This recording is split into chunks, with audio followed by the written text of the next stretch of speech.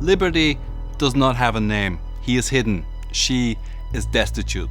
Migrants, some forced, some initially willing, are bound by fear to captors driven only by greed. This is Europe, not 17th century Europe, but the modern day. Liberty is shamed. Slavery in Europe is alive.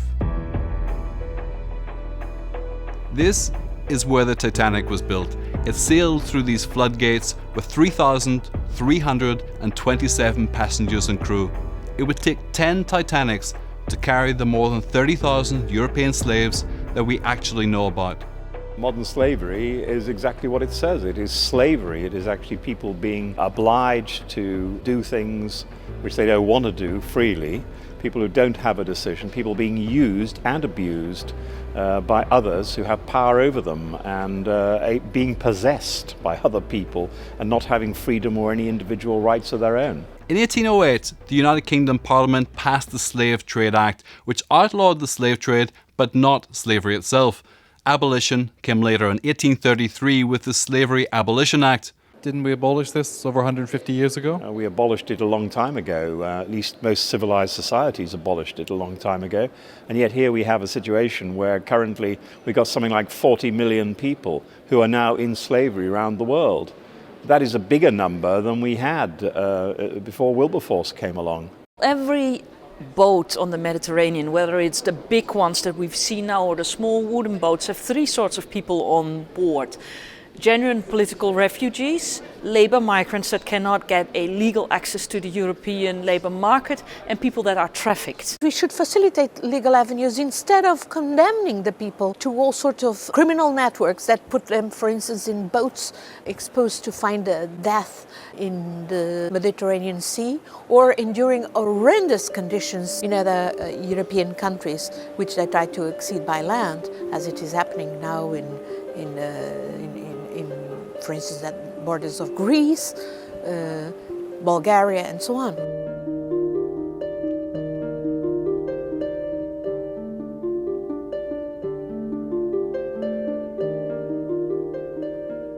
In Europe, between 2010 and 2012, more than 30,000 people are confirmed to have been trafficked.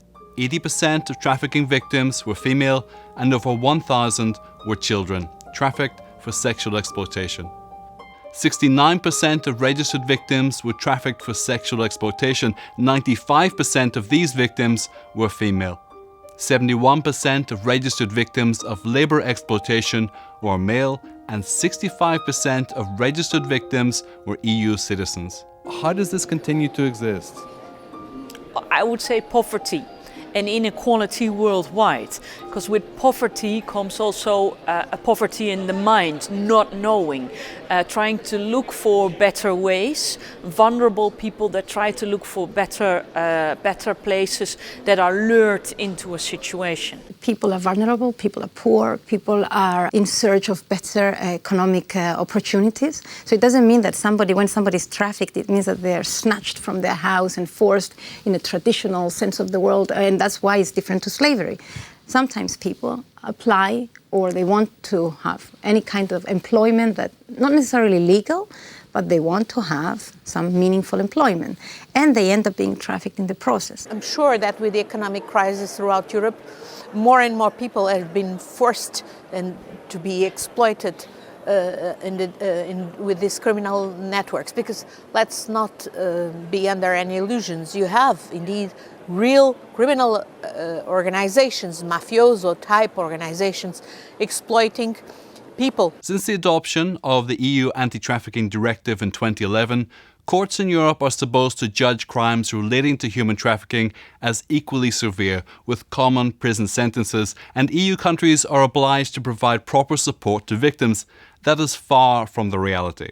If migration is a negative thing at the moment in public debate, a victim of slavery is now looked upon as a migrant at first, an irregular migrant, and not giving the support he or she needs. When it comes to it, if they go and talk to the authorities, then they are likely to be subject to the law. I think, again, the bill going through the House of Commons at the moment, to some extent, tries to make sure that the responsibility is put where it ought to be, and that as little culpability as possible is put on these people who are, in those categories, innocent. We have to follow in behind the lead of a country like Britain on this, and I think we have to see really how we can cooperate internationally. What kind of policies should we form? Policies that first of all protect victims, policies that focus on prevention, this is fundamental, and policies that are actively implemented and focus on following the money. At the moment, I think we have the policies, I just don't think that they're fully implemented, and until they are, we won't get anywhere. In the EU's most recent strategy on trafficking, the European Commission says there are 40 concrete and practical measures against trafficking, with the strategy putting the protection and rights of the victims at its forefront. In practice, the theory is killed by funding cuts. Because of these stupid austerity policies, there has been a clear defunding of these police and judicial and other civil society organizations that could be essential in the fight against this kind of criminality and organized crime. I think that Europol is not funded enough. We see that, for example, for human trafficking, there are only 3 to 5 people who are able to work in Europol against this type of criminality. They need specialists who analyze the coordination and who cooperate with the member states. That's the only chance to work against organized crime. We have to be aware that cooperation in this area is key. I think it's more a question of the cooperation on a member state level, that maybe they should be prepared more to share their data and their experience, so Europol could be more effective as well. Pendant toutes ces années, je me suis sacrifiée pour ces personnes et en retour, je suis là, j'ai rien. Elle m'a obligée d'aller pratiquer moi aussi la prostitution en Belgique, menacée moi par mon fils. Although, of course, it is primarily a human rights issue, this is about victims, this is about protecting people. At the same time, there is no trafficking unless there is money involved and unless there is demand. So we have to think, who makes money out of this exploitation? And we have to think of illegal sectors, we have to think of legal sectors engaged in illegal business and legal sectors engaged in legal business. Member states don't want the Commission to peek into the way they do business, but what it comes down to is, say, picking oranges in the south of Italy. It's not necessarily all trafficked, but it's abusive. What we are facing now is a decrease of the workers' rights. In Portugal, in some factories, you have people that are waiting all the days to know if they will enter in the factory or not to work per day. We are speaking about contracts per day. This is slavery, of course, but it's legal. And then we have to think, who buys the products? Who buys the people? Who exploits these people, either for profit or not? And I think if we really want to address trafficking, then we really have to focus on following the money and addressing the demand for all forms of exploitation. Businessman Waddell Cunningham had legitimate business activities such as the exporting of wood from Honduras, but also illegitimate business such as smuggling. In 1763, Cunningham purchased a slave plantation in Dominica. He called it Belfast. Cunningham was the founding president of the Belfast Chamber of Commerce and the first president of the Harbour Board. Cunningham convened a meeting with the intention of forming a slave trading company in Belfast. His plans were frustrated by a jeweller, Thomas McCabe.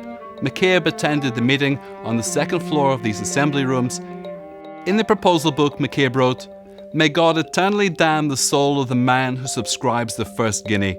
The proposal failed. No slave trading company was formed in Belfast. Belfast women were amongst those who abstained from sugar and signed petitions to fight for the abolition of slavery, sugar having been imported from the slave plantations.